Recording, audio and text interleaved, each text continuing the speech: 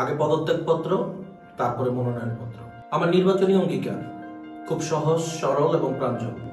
আগে পদত্যাগপত্র, তারপরে মনোনয়নপত্র।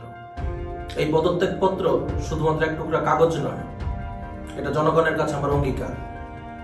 অধিকার থাকবে জনগণের হাতে অপসারণ করার।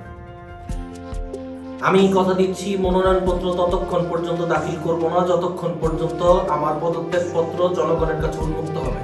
জনগণের কাছে পদত্যাগপত্র উন্মুক্ত করে তবেই আমি মনোনয়নপত্র দাখিল করব, যা নিশ্চিত করবে জনগণের প্রতি আমার দায়বদ্ধতা।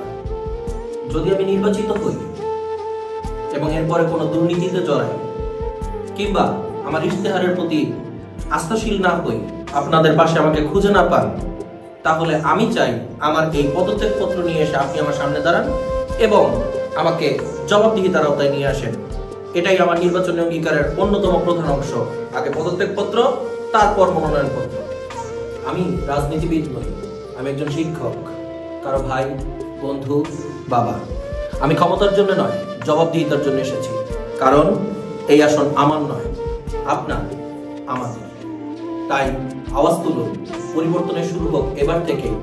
জবাবদিহিতার রাজনীতি শুরু হোক, এটাই সবচেয়ে বড় পরিবর্তন। মাওলানা জালালউদ্দিন রুমির বিখ্যাত উক্তি দিয়ে শেষ করতে চাই, আপনি अल्फाज को बुलंद करो, आवाज नहीं, क्योंकि फूल बारिश से उगते हैं, गर्ज से नहीं।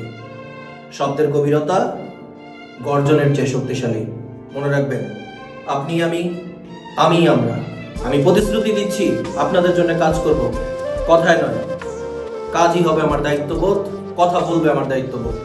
ভালো থাকবেন, ভালো রাখবেন, দোয়ায় রাখবেন।